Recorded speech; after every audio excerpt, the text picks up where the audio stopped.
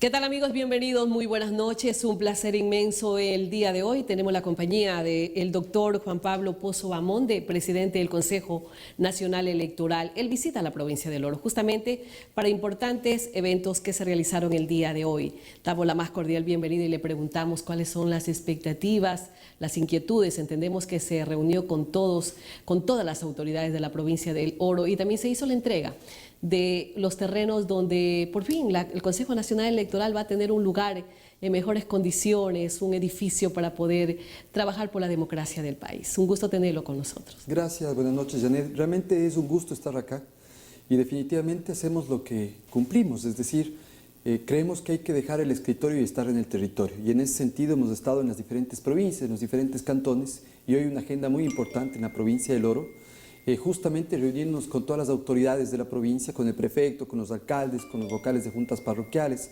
con los concejales, con el fin de presentarles el proceso electoral, cómo estamos trabajando ya 3 meses del proceso electoral, cómo hemos ido cumpliendo los hitos del calendario electoral y en este sentido pues ir también, siempre lo digo, eliminando los mitos y construyendo hitos de un proceso electoral. Y hoy día es un día de fiesta también para el Consejo Electoral y para la provincia del Oro, porque hemos concretado la donación de un terreno del Ministerio de Defensa que ha dado al Consejo Electoral 2 hectáreas, 20.000 metros, para que ahí vamos a tener el mejor predio en lo electoral de la función electoral de todo el país y ahí podamos tener la ciudadela de la democracia en los próximos años.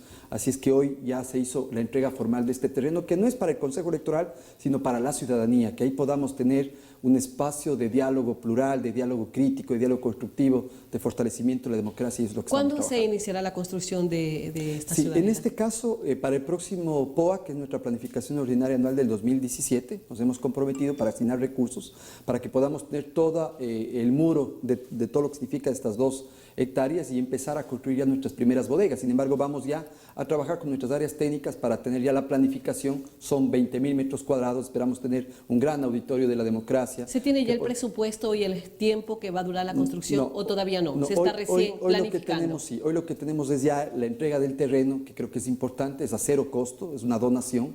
Y no es un comodato, es decir, se entregó escrituras ya al Consejo Nacional Electoral. Propietario. Y es propietario el Consejo Electoral, pero como señalo nuevamente, esto no tiene nombres, esto es de los ciudadanos, es de la gente, es de todas las organizaciones políticas. Ahí vamos a tener un gran centro para las organizaciones políticas, un centro de control electoral, bodegas para los procesos electorales, pero sobre todo también aulas de capacitaciones. El Consejo Electoral tiene un nuevo rostro. No solamente hace procesos electorales, sino capacita, forma a la ciudadanía. Estamos con escuelas de formación política y nos hemos reunido en Bajo Alto con los choros pescadores, hemos hecho escuelas de género, escuelas para las personas con discapacidad. Por tanto, creo que ese nuevo rol del Consejo Electoral, mucho incentivar más que nada, asumir responsabilidad de todos los ecuatorianos frente a un proceso electoral que creo que es prioridad número 1 y hemos aplaudido esa labor del Consejo Nacional Electoral. ¿Esta reunión con las autoridades de alguna manera le ha servido para evaluar cómo avanza el proceso electoral hasta el momento? Efectivamente, les hemos compartido el cumplimiento de todos los hitos electorales. Hicimos la convocatoria de elecciones del 18 de octubre pasado y el 18 de noviembre cerramos el proceso de inscripción acá, Janet. Un proceso sin ningún tipo de contratiempo. El Oro es una de las provincias que no tuvo una sola objeción, impugnación ni apelación a las candidaturas. Es decir, todas las candidaturas presentadas para asambleístas provinciales son candidaturas ya en firme, es decir, ninguna se quedó fuera. Hoy todavía estamos cerrando este proceso en otras provincias, esperamos hasta el 10 de diciembre tener ya las candidaturas en firme en todo el país.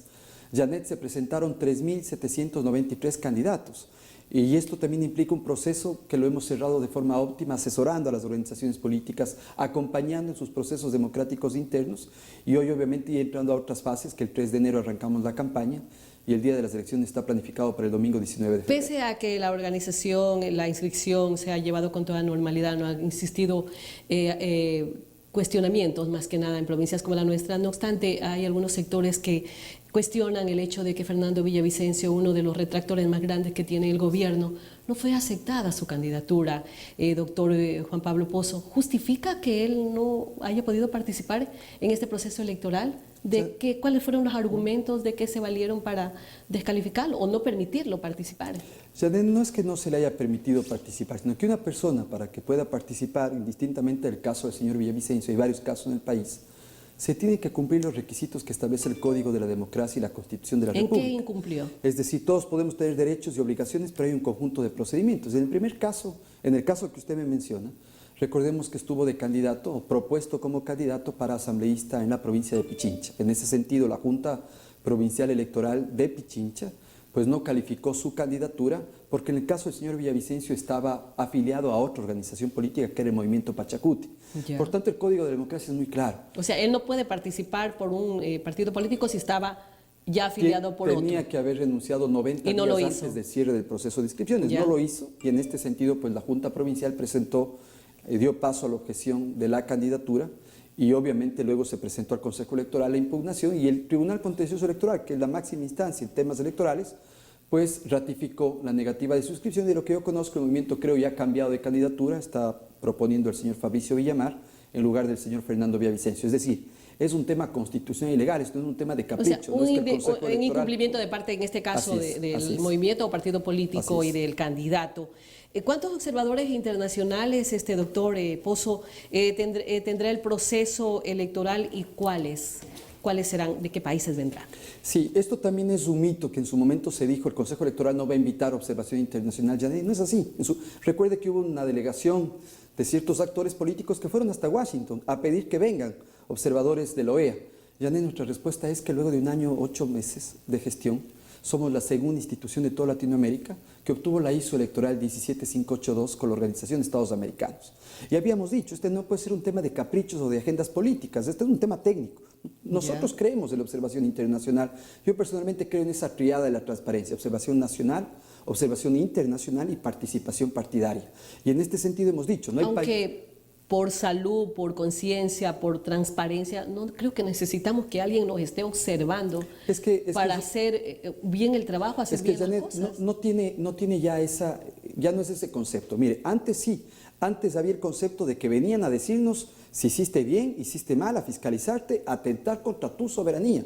Ya. La injerencia en procesos electorales. Hoy no es así, Janet, hemos tenido el enorme honor en los dos procesos electorales más importantes de la región, las presidenciales de Perú, en el plebiscito de Colombia, de los 18 organismos electorales, de los 12 países de UNASUR, ha sido el Ecuador, su presidente, el que ha estado liderando este proceso. ¿Por qué? Porque hoy tienen un marco de acción, es decir, dejan recomendaciones técnicas, te permiten decir si las juntas receptoras del voto estuvieron integradas, si la votación se dio con normalidad, si se abrió el proceso electoral, si es que se cumplió con la señalética, si el acceso a las personas con discapacidad, es decir, te dejan un informe técnico que no es vinculante, pero que al Consejo le permite ver si incorpora esas recomendaciones y luego mejorar su proceso. O corregir, ¿no? Exacto. Si se está haciendo Entonces, las cosas ya no mal. tiene esa visión, Janet, y hoy hemos invitado a OEA, hemos invitado a UNASUR, hemos invitado a WEB, que es la Asociación Mundial de Organismos Electorales, y UNIORE, y me parece que serán misiones importantes que dejarán buenas recomendaciones. ¿Un total de técnicas. cuántas, doctor? Son 4 independientes que obviamente tendremos que firmar los memorandos de entendimiento y la carta de privilegios,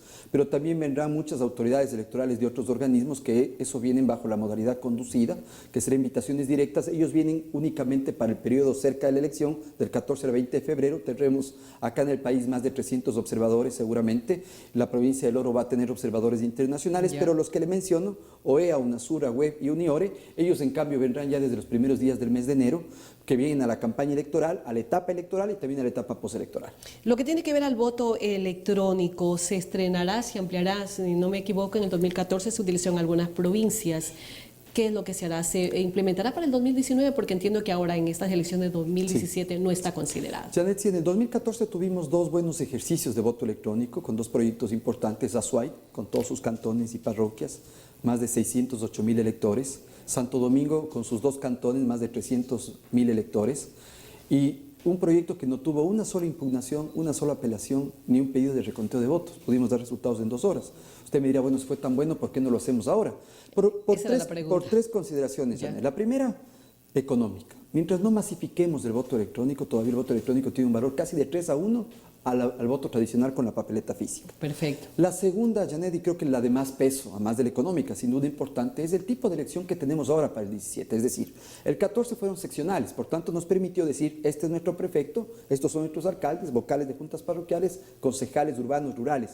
O sea, es decir que para el 2019 sí se lo podría utilizar al voto sin duda, Janet. Entonces, en este caso, al tener dignidades nacionales para el 17, de nada nos serviría hacer voto electrónico en 2 o 3 provincias y nos toca esperar el resultado de las otras 21. Hay que volver a seguir empujando este barco, que digo yo, de la automatización de los procesos, que es la corriente en Latinoamérica, para las próximas elecciones seccionales del 2019. A pesar de que Julian Assange de Wikileaks cuestiona lo que tiene que ver al voto electrónico, dice que no es confiable. ¿Qué cree usted?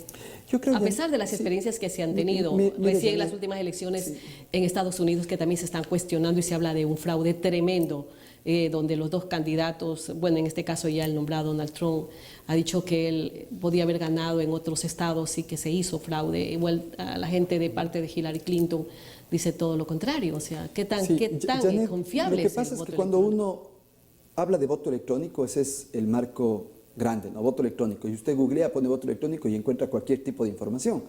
Pero hay tipos de voto electrónico. O sea, hay desde la urna electrónica, hay desde la boleta o papeleta única electrónica, que es otro tipo de voto electrónico que se aplicamos en el ASUAI.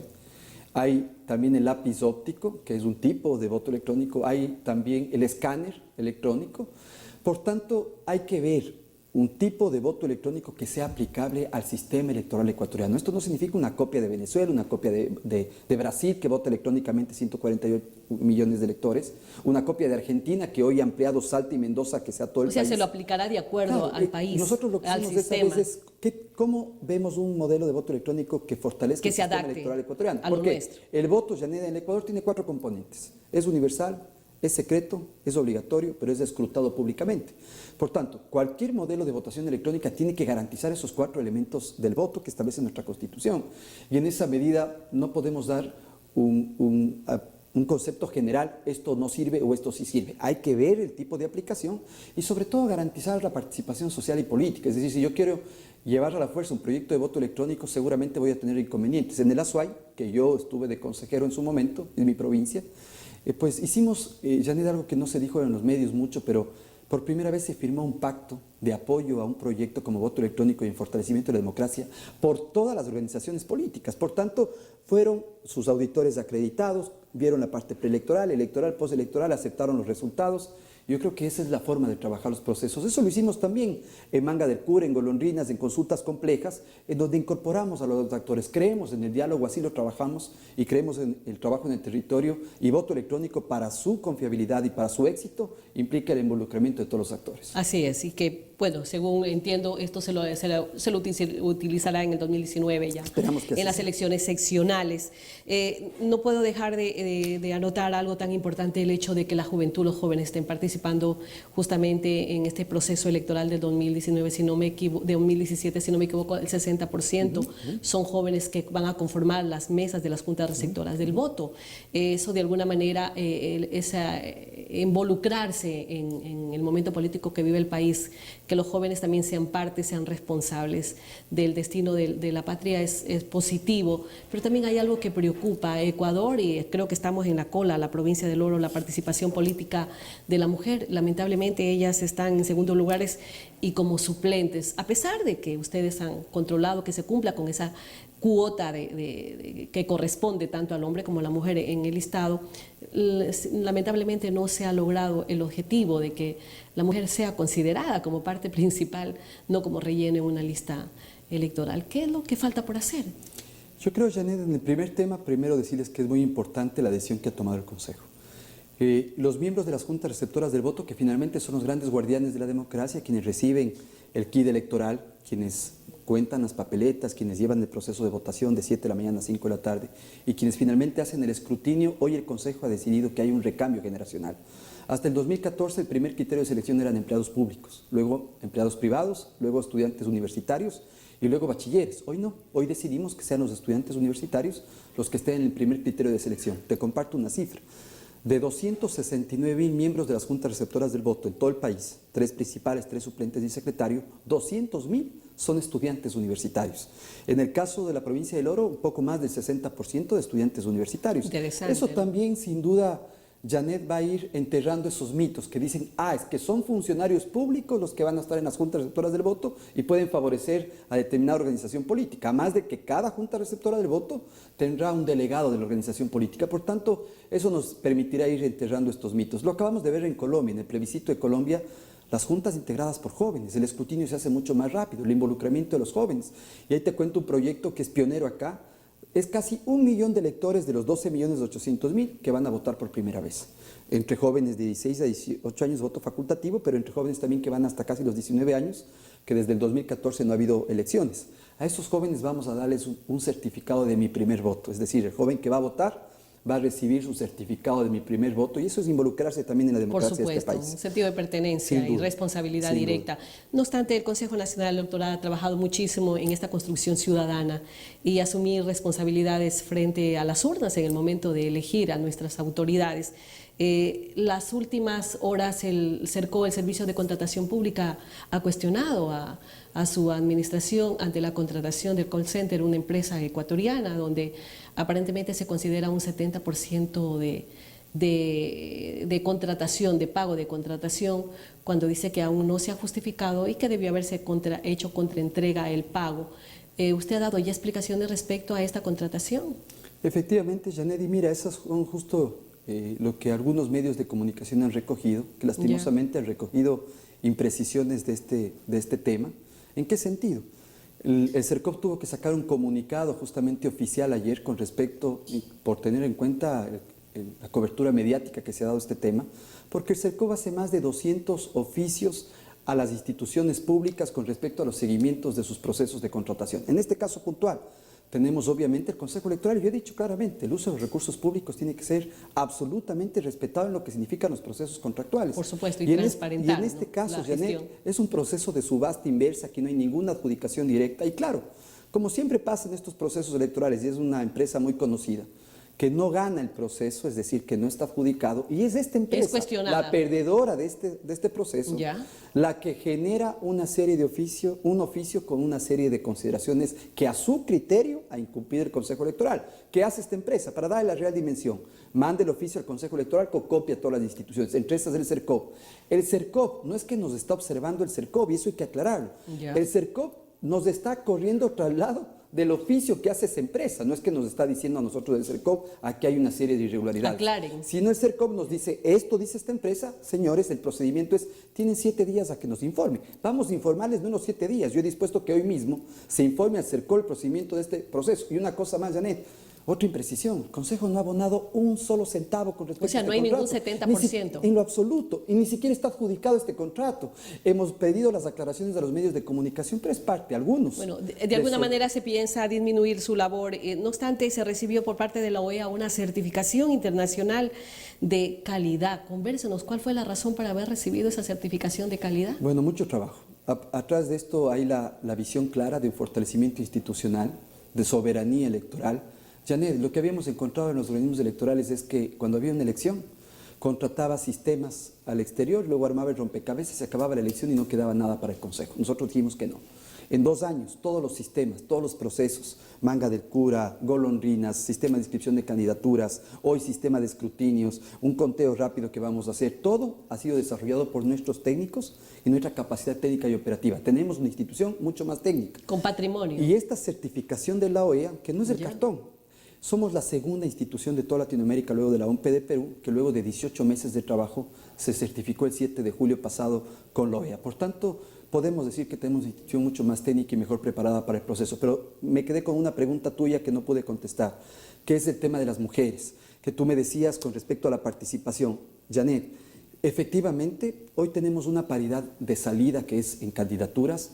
El Oro tiene una paridad de salida, pero hay que ver la paridad de llegada. Pero solamente una sola mujer está de una candidata. Mujer de 13 listas. De 13 listas que encabeza. Así es. Mira, solamente una mujer. Bueno, ahí tenemos que trabajar. Y la vamos a tener en entrevista también la próxima semana. Hay que trabajar con las organizaciones políticas, ¿no? Por eso es que al final, pues llegan muchos más hombres que mujeres. Por eso decía yo, una es la paridad de salida que se cumple en las candidaturas, pero lo más importante, la paridad de llegada, dignidades electas. Veamos entonces cuántas dignidades hombres, cuántas dignidades mujeres. Creo que hemos dado pasos significativos, pero hay que seguir construyendo este espacio de equidad. ¿De qué dependerá? ¿Somos responsables las mujeres de eso? Yo creo que todos. Es un tema, no es de mujeres, es un tema de sociedad, de que podamos entender, que podamos generar condiciones de equidad para hombres y mujeres. Mire, justamente a veces tenemos, hay casos de acoso político, que hay que decirlo, que el hombre es alterno de la mujer, pero empieza a presionarle de tal forma que la mujer renuncia a su dignidad para que el hombre asuma. Para que pueda Eso no asumir. podemos dejar que pase. Eso no podemos dejar que pase. Michelle Bachelet decía una frase hermosa, Si una mujer participa en política, cambia la vida de la mujer, pero si varias mujeres participan en política, cambia la forma de hacer política y la vida de la sociedad. Yo creo que la sociedad requiere, sin duda, que esos espacios de igualdad y de participación para las mujeres sean respetados, y de hombres, que entendamos que hay que dejar también esas mentes que permiten a veces no generar espacios iguales para las mujeres. Yo creo que en los cuerpos colegiados hay equidad, y la equidad hoy no tiene que verse únicamente en el número, porque no podemos hablar de equidad cuantitativa. Hablemos de equidad cualitativa, de espacios reales. Porque cuantitativa sí lo hay. En lo que tiene que ver a calidad es lo que estamos preocupados. ¿Total garantía entonces para el proceso del 2017, doctor? Janet, hemos trabajado para eso. Hoy los ecuatorianos pueden sentirse tranquilos yo te quiero compartir algo que me emocionó y que ese voto sea respetado. Te quiero compartir algo que me emocionó el día de hoy, es tener a los actores de acá de esta provincia, de todas las organizaciones políticas, movimientos provinciales, prefecto, alcaldes, todas dando su voto de confianza al Consejo. Decían, aquí ya trabajó el CNE, aquí les conocemos a ustedes. Sabemos ese voto de confianza se lo construyó no de ahora, sino de hace algunos años atrás. Aquí estuvo el abogado Milton Paredes, de director de la Delegación del Oro, y tenemos a Jorge Dávila, de director. Nosotros coordinamos esta hermosa provincia y nosotros nos comprometimos. Aquí el único objetivo es el respeto a la voluntad de la gente. Por tanto, esto lo hemos hecho en todo el país. Hemos recorrido el país reuniéndonos con todas las organizaciones políticas. Sabemos, hemos puesto en la mesa y hay dos caminos: de debate, de la crítica constructiva, del disenso. No le tenemos miedo absolutamente al debate y a disentir con altura y con respeto, pero hay otros actores que sabemos quiénes son, que buscan el caos institucional, el desprestigio. Su aporte a la democracia es destruirla. Su aporte a la democracia es generar justamente ese escenario de río revuelto que generen entre estas cosas, apoyadas por ciertos medios, para tratar de desprestigiar a la institucionalidad y a sus personas. Los que ya recorremos el país y los que entendemos que el servicio público es motivo de orgullo cuando se sirve honestamente, y cuando pedimos que justamente ese servicio público significa no servirse de lo público, y estamos aquí dando la cara y mostrando y viendo a nuestros hijos a los ojos. Eso lo haremos, lo hemos hecho siempre, y por eso garantizamos al país que nuestro esfuerzo será que no se regale ni se quite un voto absolutamente a nadie y que se respete la voluntad de la gente. Bueno, entonces ahora los ciudadanos debemos asumir esa responsabilidad por quién votar en el momento de decidir. Gracias al doctor Juan Pablo Pozo Bamonde, presidente del Consejo Nacional Electoral, nuestro invitado de esta noche. Amigos, hacemos la pausa y seguimos con más aquí en Telediario.